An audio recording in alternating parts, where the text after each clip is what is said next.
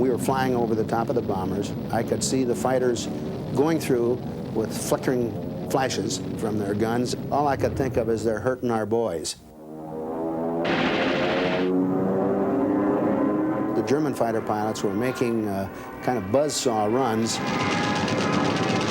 And the old gang spirit came up, and all I could think of was, I got to try and stop that.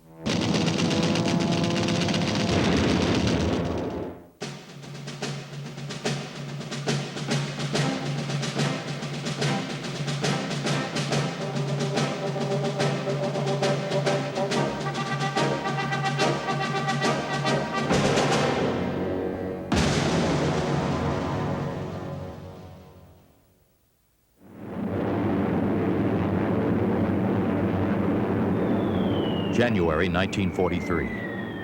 The Allies unleash a new kind of air war, round-the-clock bombing, aimed at crippling Germany's ability to fight. It is the RAF by night, raining wholesale destruction on German cities. And the U.S. by day, launching precision attacks against industrial and military targets. For American bomber crews, the strategy proves deadly. The bombers were very vulnerable in daylight bombing. Clayton Gross, 6 kills, one of hundreds of green American fighter pilots sent to England to protect the bombers on their dangerous daytime missions. They were given a target deep in enemy territory, and they had to maintain a straight and level course, and the enemy fighters were able to pick and choose the areas where they could attack, and bombers' losses were tremendous. Remember, our job today is support of bombers. We're to take these bombers into the target and bring them home. Our primary mission is getting there and getting them back. We were the little friends, the bombers were the big friend. The job pits Allied fighter pilots against the Luftwaffe's best in aerial combat.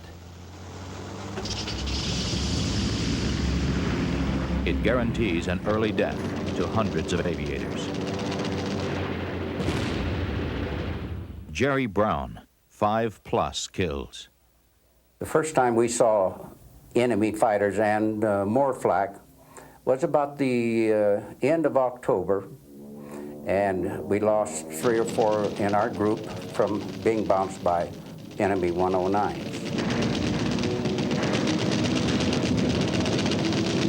That taught us a good lesson as to what we were going to be up against, because there was only about a half a dozen of them, and they tied up a whole group of fighters.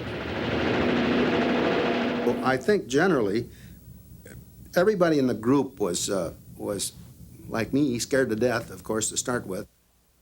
Bud Mahurin arrives in England with the 56th Fighter Group to fly the massive P-47 Thunderbolt. The pilots affectionately call their fighter the Jug. Others call it the 7-ton milk bottle. When we first landed our P-47s at a Royal Air Force base, the RAF pilots came out and said, "You guys better go home with those trucks, you'll never survive." And so it was kind of a terrifying experience. The critical need for fighter escorts is driven home during one of the first daylight raids deep inside Germany. On October the 14th, 1943, a day 8th Bomber Command will remember as Black Thursday. More than 300 American heavy bombers set a course for the critical ball bearing works at Schweinfurt. Allied fighters, unable to match the long range of the bombers, are forced to turn back before reaching the target. For most of the 900-mile round trip, the bombers are on their own.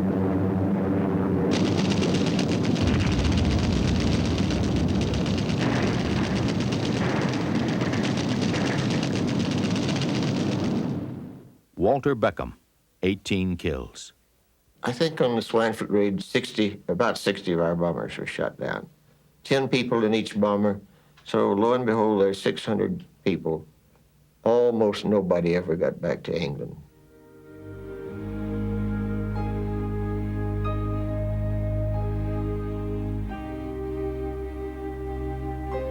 The slaughter at Schweinfurt is as heartening to the Luftwaffe as it is discouraging to the American crusaders for daylight precision bombing.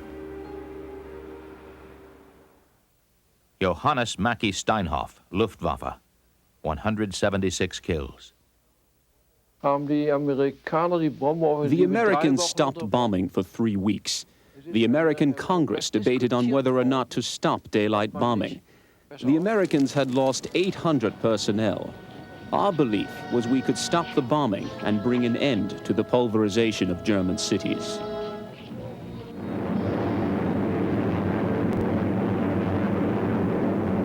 Despite heavy losses, the Americans decide to continue the daylight bombing campaign. The lives of thousands of bomber crews will depend on the skill and courage of the fighter pilots.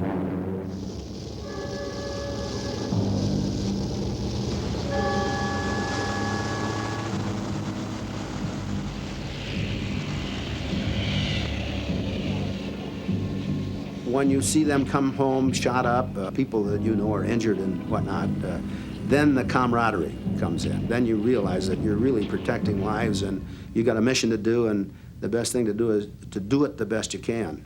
I was just lucky that they put me into fighters. I would have been frightened to death of flying bombers. My principal job in World War II was to escort 4-engine bombers, B-17s mainly, and Liberators, B-24s. And those poor guys, when they're attacked, about all they can do is pray. When we saw them coming back, it was quite heart-rending. Douglas Benham, Royal Air Force, 11+ kills. These flying fortresses were showing signs of very heavy damage, not being able to keep up with their formation, and straggling back and losing height. We would perhaps send 2 Spitfires to look after each straggler, while the rest of us would stay with the main force. Occasionally, bomber crews get the chance to thank their escorts in person. Just last week, one of my boys, speaking of all the Spitfires, came up to me and he said, "Colonel, there's only one thing wrong with the Spitfires." Well, what's that? And he said, "They don't fly close enough for me to kiss them."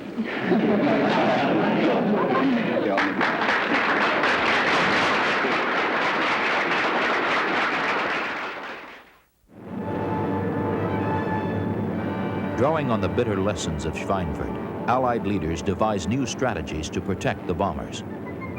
One is the shuttle, with a relief squadron picking up where an earlier one leaves off. So the big friends have different sets of little friends during the round trip. The other is drop tanks, holding additional fuel that allows P-47 Thunderbolts to reach farther into Germany. And when we start hitting the targets in Germany, that really hurts. Thunderbolt pilot Francis Gabby Gabreski, 28+ kills. The P-47 was a good airplane. It was built to give escort. We had a tremendous advantage.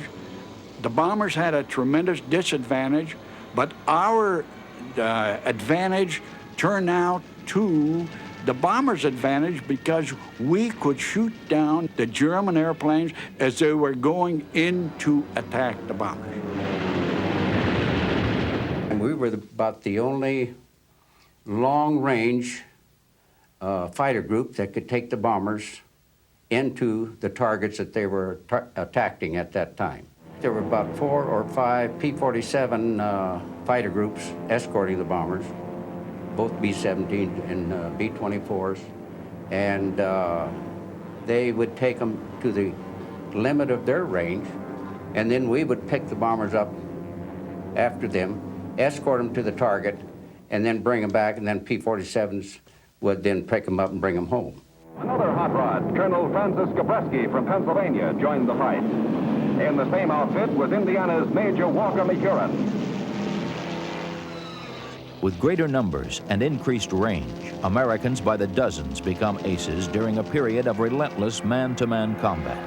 Split-second reflexes determine life or death. This is Gabby Gabreski's gun camera film, the day he shoots down 2 Messerschmitts at very close range, barely avoiding collision. Oil and debris from one of the Messerschmitts splatters his plane. On another mission, Gabreski finds the tables turned. And I was deep in Germany and saw a 109 go underneath me, and my fuel was running a little bit low. I had to get home. I looked at the 109. I let him go. But he didn't let me go, and he started after me.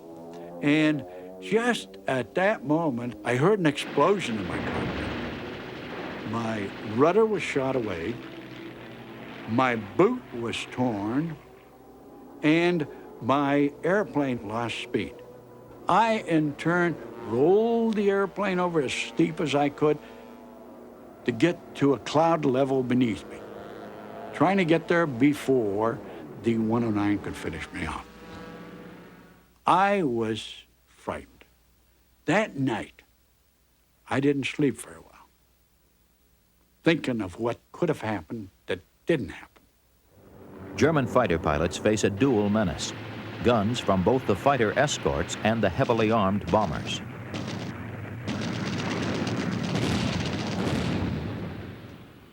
Fritz Loskeit, Luftwaffe, 68 kills.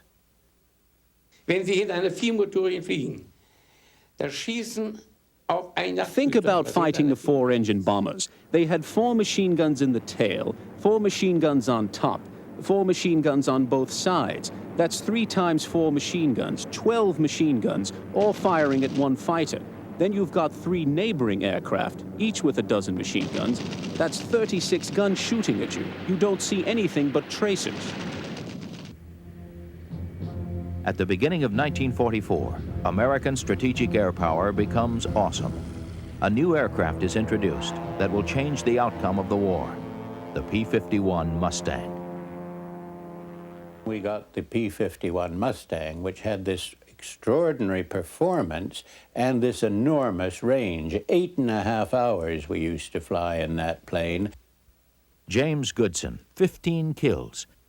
In a P-51, Goodson leads the first escorted mission over Berlin. It was a remarkable plane, and of course, being right over Berlin, I think Goering said when he saw our red-nosed Mustangs over Berlin, he knew that the air war was lost for Germany because we could escort the bombers. As American bombers and fighters carry the air war to the heart of Germany, the Luftwaffe sends fully 2/3 of its fighter force to stop them.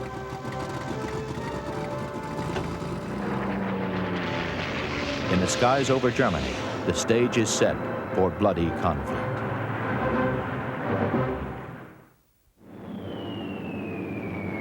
Berlin becomes an inferno.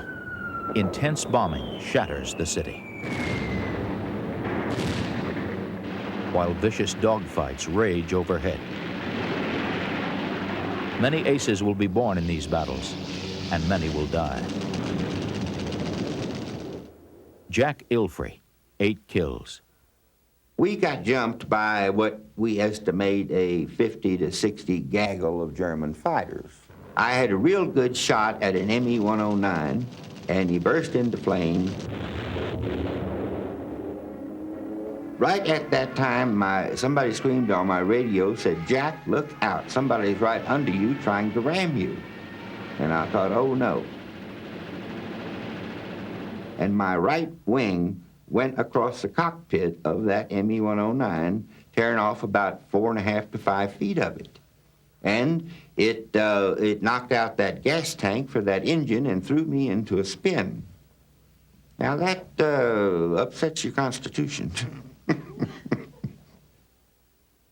I looked down and I could see the shadow of my airplane, and there was a great long trail of smoke following me. And so I knew something was wrong. And all of a sudden there was an explosion and fire started to come out through the cowling of the engine. And at the same time, the group leader called and said, "Watch it, boy, you're on fire." And as the last word I heard was fire as I was going over the side, and of course went over the side and bailed out. Even among pilots lucky enough to make it home, the daily struggle for survival takes its toll.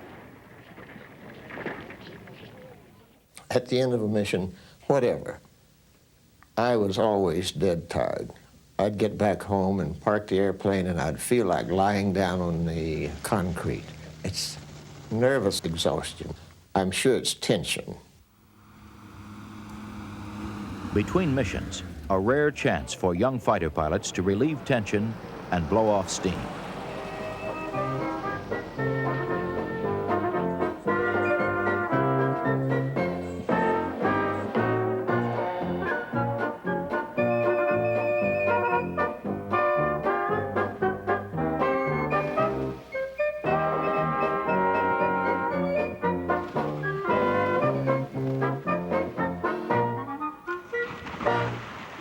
For the Germans, there is no escape. Hinzu kommt, dass es den The Begriff Americans didn't know what burnt out meant. They flew for a limited period of time, and then they'd return home, whereas our pilots were constantly on duty. A service record of 500 to 600 sorties among those who survived was perfectly normal for us. But the Americans didn't have anything close to that many, not even close. The winter of 1944 finds Germany reeling under the relentless onslaught of Allied air attacks. Bomber Command presses the advantage, sending armadas of 1,000 bombers and more to crush the German war machine. The Luftwaffe's fighter arm is stretched to the limit, trying to defend the German heartland. Hans-Joachim Jobs, Luftwaffe, 50 kills. Zu der Zeit lagen keine deutschen Jäger mehr vorne. At that time in the war, there were no more German fighter aircraft stationed on the Western Front. They had been pulled back to Berlin due to the American daylight bombing raids to protect Berlin against enemy attacks. German defense increases in ferocity. Losses are heavy on both sides. Daylight raids are harrowing for the 10 men trapped inside a bomber. And the fighter pilots feel deeply for their big friends. I, as a fighter pilot, seeing those bombers disappear in clouds of black flak kind of upset me, knowing that there was 10 men on each one of those bombers. And here I am, and a fighter, I can evade and get around, and but they couldn't. They had to stay on their course and drop their bombs. When I saw big bombers go down, I felt terrible because you knew there were 10 men in each one of those, and we watched a lot of them go down. By the spring of 1944, the Allies achieve air supremacy. Bombers and fighters in ever-increasing numbers roam over Germany, driving the Luftwaffe to the ground. Die Amerikaner kreuzten auf. The Americans would send out as many as 100 or 120 escorts to protect the 4-engine bombers, and we had at most 20 or 30. Very seldom were we equally matched. Usually, they had numerical superiority, and their escort pilots were mainly excellent. And that's air supremacy, so that there's just no way that those poor bastards could continue to fight. There's just no way. They still had good pilots. They were still producing as many airplanes as they had been, but they were running out of pilots. Gunther Rall, Luftwaffe, 275 kills.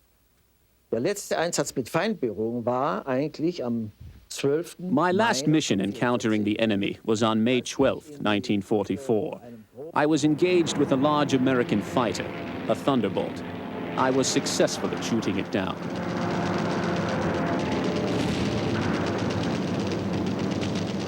Then I was chased from a height of 8,000 meters. My plane was totally shot up. My thumb was shot off, and I had to get out. This was my last encounter. General Adolf Galland, Luftwaffe, 104 kills. Göring so überworfen war über die Einsätze in der There Reichsverteidigung. came a time when Göring was expressing himself about the alleged lack of bravery of German fighter pilots. He cursed the fighter pilots and claimed that they didn't deserve their decorations.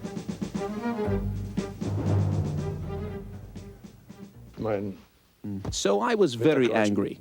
I tore my decoration from my collar and banged it on the table. By late spring 1944, the Luftwaffe is all but destroyed. The major industrial centers of Germany's heartland lie in ruins. The worst experience I had was the bombing of my wife's hometown, Magdeburg. I was flying above, and knew that my family was down there. Magdeburg was a burning inferno. It was a horrible experience.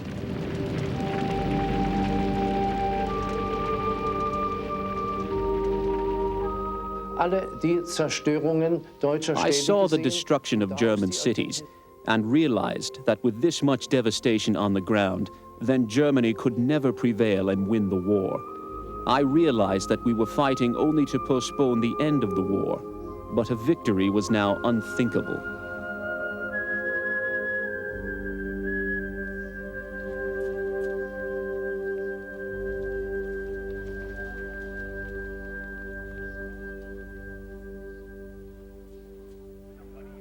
Air supremacy is won at heavy cost.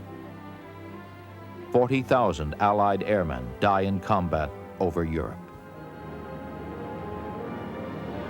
The big friends and their long-range little friends will continue their furious assault until Hitler's once feared and mighty Third Reich becomes a wasteland.